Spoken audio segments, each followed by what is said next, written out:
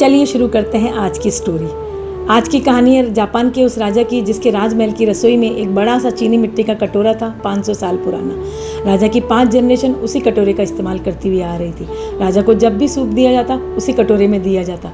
एक दिन उस रसोई के रसोइये से वह कटोरा नीचे गिर गया और 2 हिस्सों में टूट गया।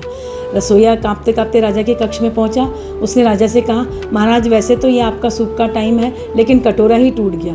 रसोइये को लगा कि महाराज उसे फांसी की सज़ा सुनाएंगे, लेकिन राजा ने उसके कंधे पर हाथ रखा और उसे कहा, चलो मैं तुम्हें कहीं लेकर चलता हूँ। उसे वह एक कलाकार, एक कारीगर के पास लेकर गए जो किंसुगी का मास्टर था। उसने उस कटोरे के दोनों हिस्सों को सोने के जरिए इतना खूबसूरत तैयार किया, उस कटोरे को नया अवतार दे दिया।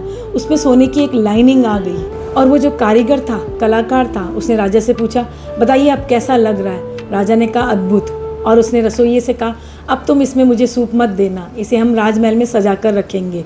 राजमहल वापस आने के बाद राजा ने सारे लोगों को बताया, वैसे तो मेरे रसोइये से गलती हो गई थी, लेकिन मैं इसे किंसुगी के मास्टर के पास लेकर गया।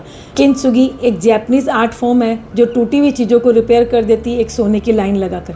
कहने का मतलब ये है कि जीवन में आप कभी भी टूटा हुआ महसूस करें तो घबराइए मत। आप भी उस कटोरी की तरह नया अवतार लेकर सुंदर बन सकते हैं, दुनिया पर छा सकते हैं। बस ज़रूरत है बीच में वो सोना जड़ने की, वो चांदी जड़ने की, यानी कि हमें जो बीच में समय मिला है उसमें संघर्ष करने की, मेहनत करने की और बाउंस बैक करने की। फिर मिलेंगे डिम्पल्स डोमेन पर एक नई कहानी, एक नई सोच और एक नई प्रेरणा के साथ। और हाँ, अगर आज आपने किसी बेजुबान पर दया की है तो आज आपका दिन सफल है।